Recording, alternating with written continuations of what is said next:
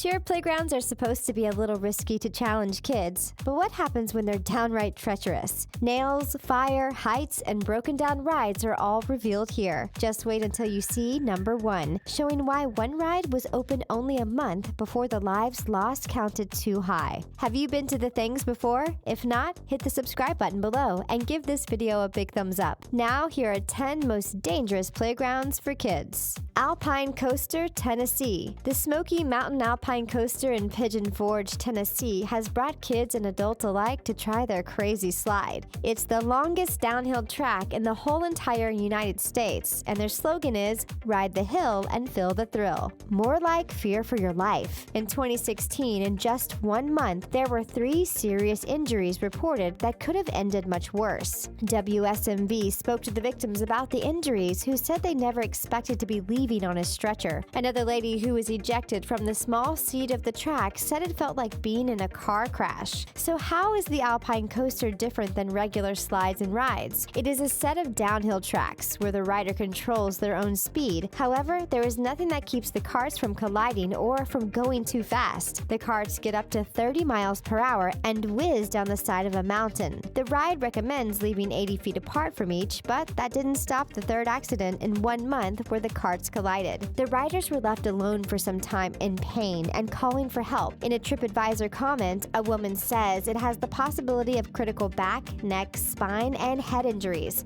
Sounds like one ride that we'll be sitting out on. HIAWATHA Playground, Seattle. Into the time machine, everyone. We're taking a trip. Let's head back in time to the early 20th century, even before World War I. In 1912, a playground in Seattle called HIAWATHA Playfield caused children to find their thrills from high heights and dangerous plummets. In 1986, the city of Seattle declared the park a landmark, but before that, there were some serious boo-boos. First off, there was no health and safety regulations to protect the kids. The structure stood as high as a building, made of long, thin poles that kids would climb on, and if you fell through, there wasn't anything to grab hold of.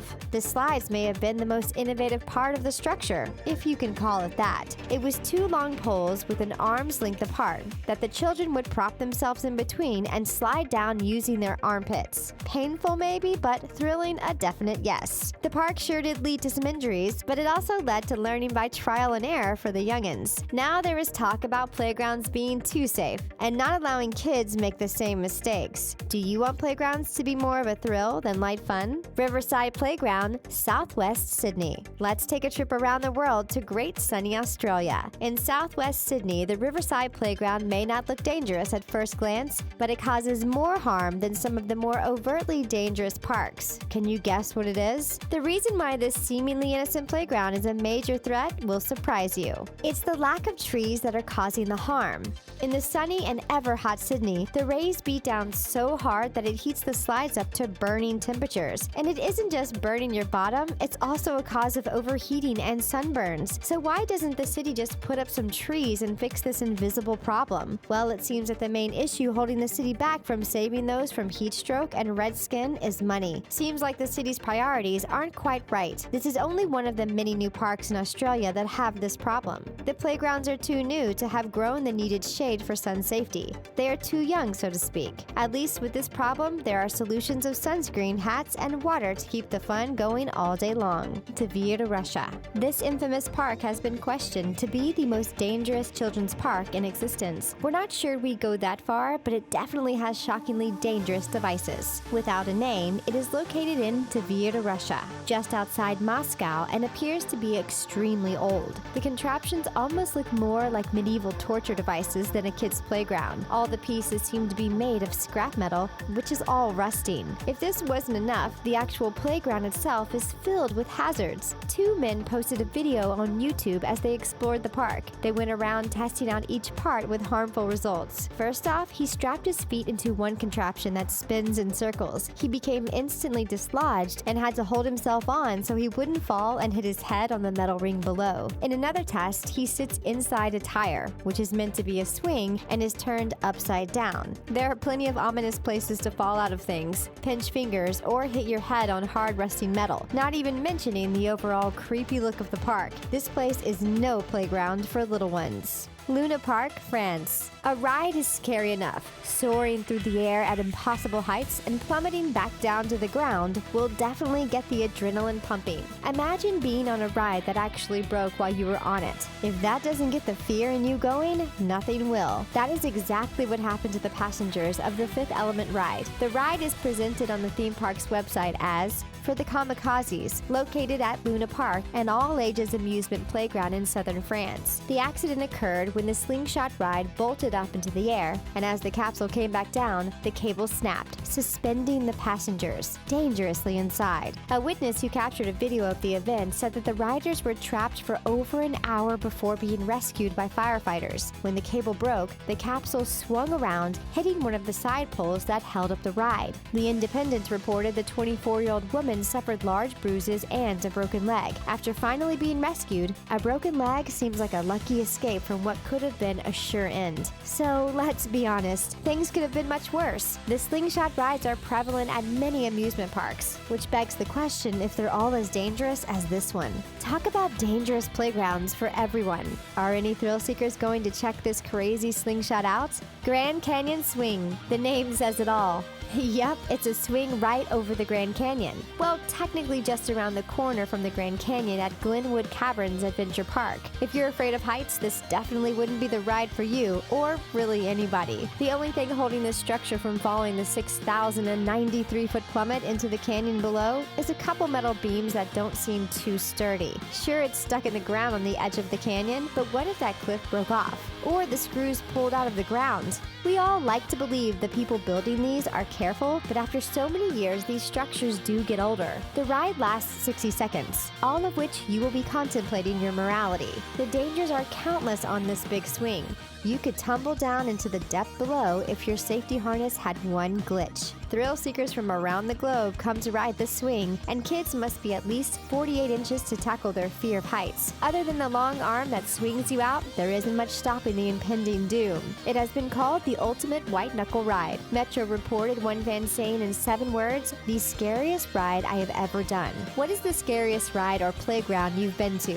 Share in the comments below. Blazing Fury, Dollywood. We couldn't have thought of a better name ourselves than Dollywood. Owned by ultimate country star, Dolly Parton. Yep, that's right. She owns an amusement park. We'll say it because we know you're all thinking it. It's weird. However, this park isn't as hunky-dory as the name cracks it up to be. On one of their apparently child-safe rides, entitled Blazing Fury, a major injury was sustained that resulted in a massive lawsuit. The ride is described as an out-of-control fire just minutes away from engulfing the 1880s town. Yes, you heard right.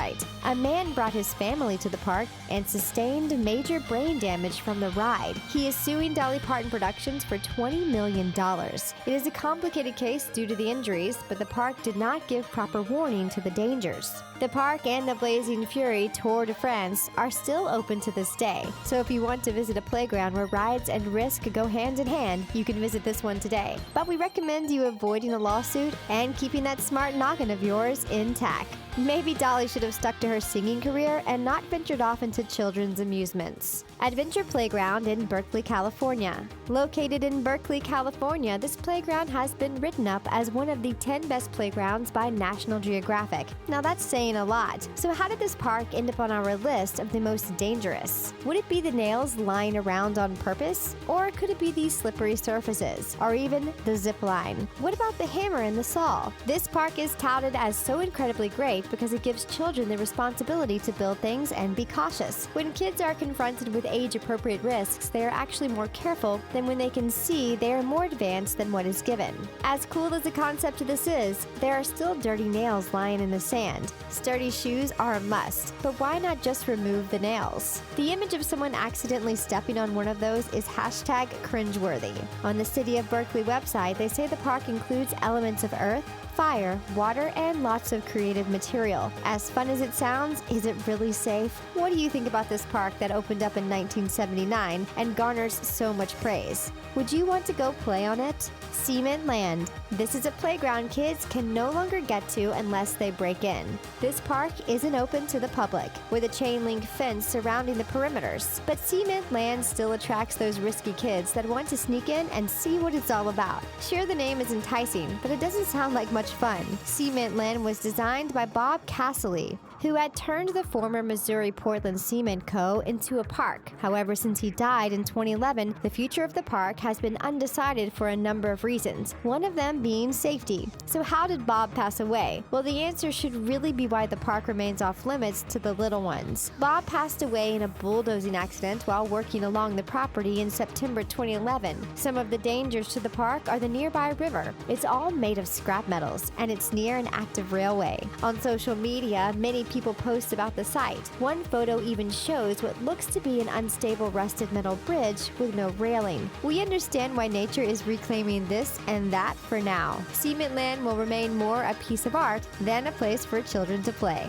Cannonball Loop, New Jersey. The Cannonball Loop sounds like the type of fun we all want to have until you hear the mortality rate on this bad boy. The Cannonball Loop was opened for just 1 month in the 1980s before being shut down. Located in Vernon, New Jersey at the Action Park, it garnered the nicknames of Accident Park and Class Action Park, which seem to be accurate after hearing what goes on. They had a count of 6 fatalities caused by the loop and drowning. The Cannonball Loop was a water slide that did an upside-down 360, then shot you out the other side. Some people would get stuck in the loop, others who made it around would smack hard into the opposite side of the loop. There are countless reports of life-threatening injuries, including concussions and missing teeth. The park still maintained its fun factor through other rides, but the Cannonball Loop has never opened again. Mental Floss published an article hinting at the fact that the treacherous water slide may see the light of day again. The park is attempting a new version that is safe and fun. So despite 6 deaths, 110 injuries, including 45 head injuries and 10 fractures, kids may actually be able to ride this crazy thing again. Will you be attempting the Cannonball Loop if it ever returns? Let us know in the comments. Do you want to visit any of these crazy, dangerous playgrounds? Let us know your thoughts down below. Thanks for watching 10 Most Dangerous Playgrounds for Kids on the Things channel. See you next time.